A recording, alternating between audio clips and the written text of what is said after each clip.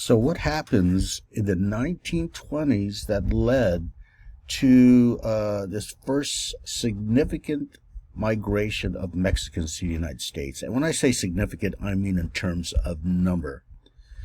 Well, if you know anything about the 1920s, they call this time the Roaring Twenties, and that's not only due to culture, but also due to the economic boom that the United States was experiencing. You see this unparalleled rise in economic growth. At that time, the wealthiest the nation has ever been.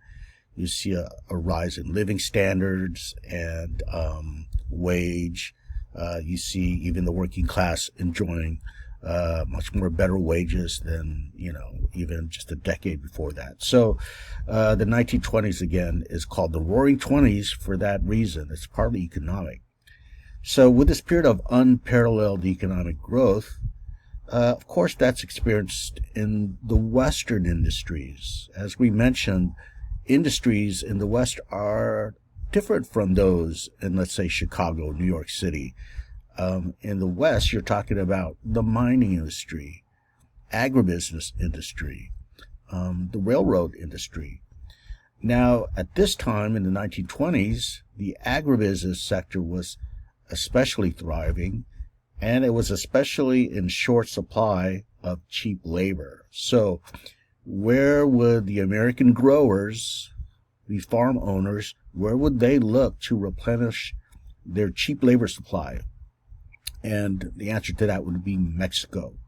Okay, you're going to see the explosion of Mexican labor migration between 1920 and the 1930s during the Great Depression. In fact, roughly speaking, you see 730,000 migrants coming from Mexico to the United States.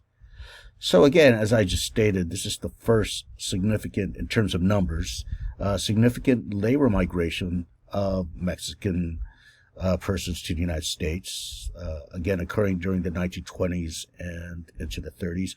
What is the cause of this? Well, let's back up to discuss some push and pull factors here. First, when you think about push factors, that is to say, those factors originating in the migrants' home location, home country, well, many Mexicans left their country due to political and economic instability.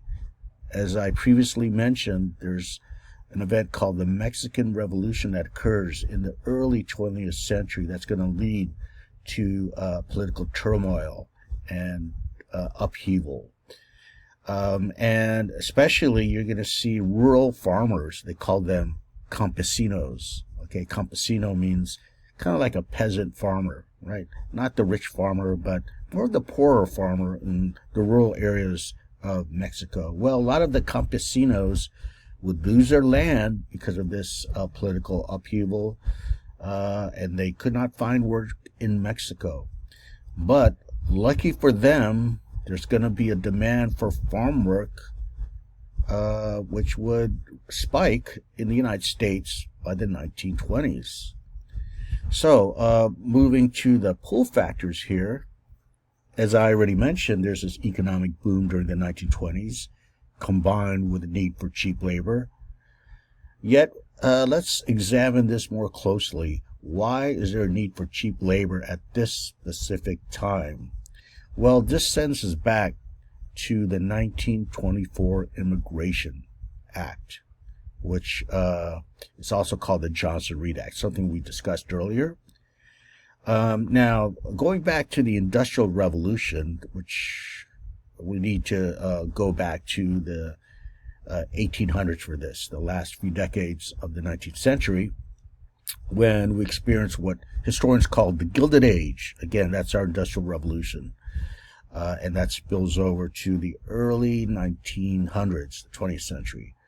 Well, during this time, there's, of course, a need for cheap labor from abroad, and hence you see, roughly speaking, 12 million immigrants arrive from Southern Europe and Eastern Europe, and not to mention, a few 100,000 from China and Japan, as we discussed.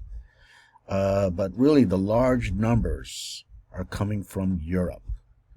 And they're coming here in order to work for Eastern industries like, coal mining and the garment industry and steel and what have you.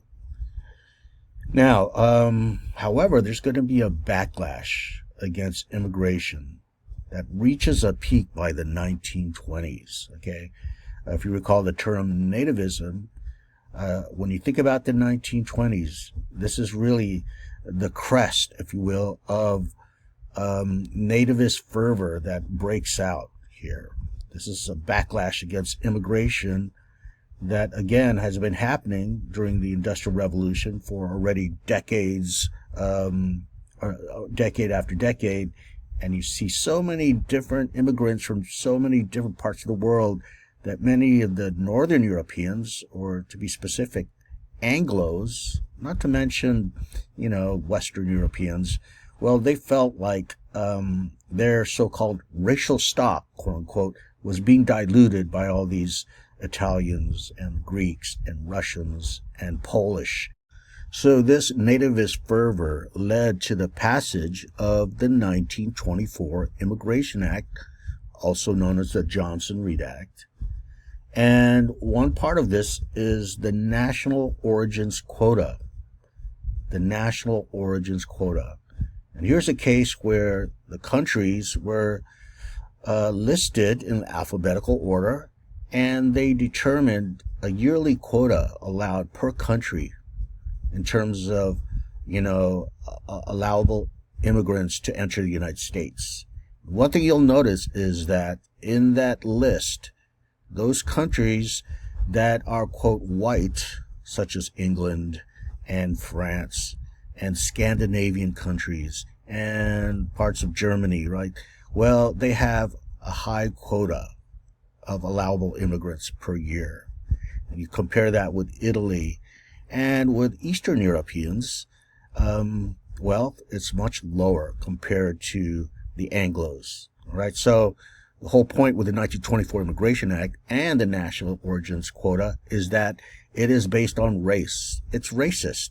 And still today, it's known as the most racist immigration law we have besides the 1882 Chinese Exclusion Act.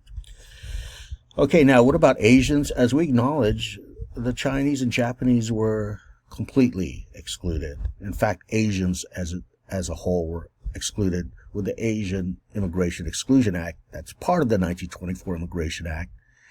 If you recall, however, the exception to that are Filipinos, because they are colonial wards, as we discussed. They are U.S. nationals, and hence we discussed the Manongs to work in the fields. Now, alongside the Manongs, well, there's going to be the Mexicans. All right. So here's the thing about this. Mexico would not be on that list of national origins quota. That's interesting. Why is Mexico not part of that list?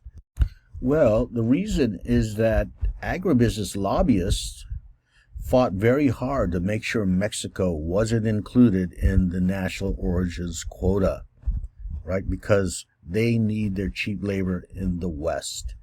And ever since the Japanese were now banned with the gentleman's agreement, well, they needed to supplement the Filipino labor that was there.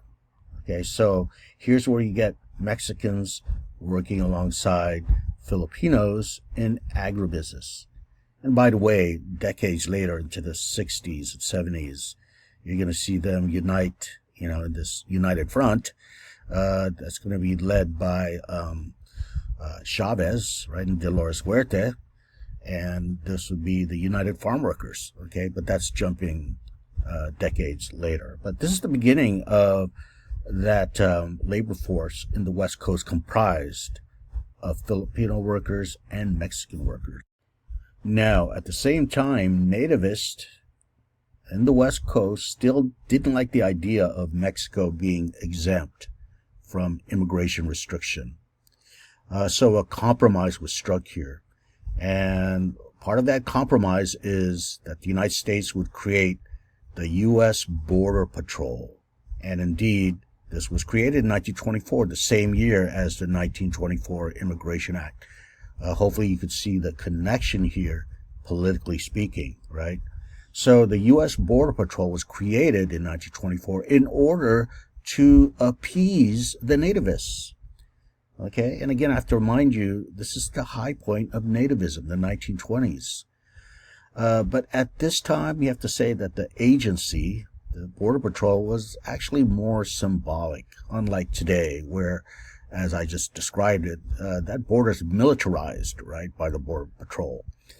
Back then, you only had about 450 agents there to regulate and protect, if you will, that 2,000-mile border, right? So only 450 agents. Okay, so during this time, as I mentioned, you have 730,000 migrants from Mexico. And this is the influx of campesinos, as they call themselves, okay, farm laborers, as well as other industries in the West, like, mining and some factories, but it's mostly agriculture work.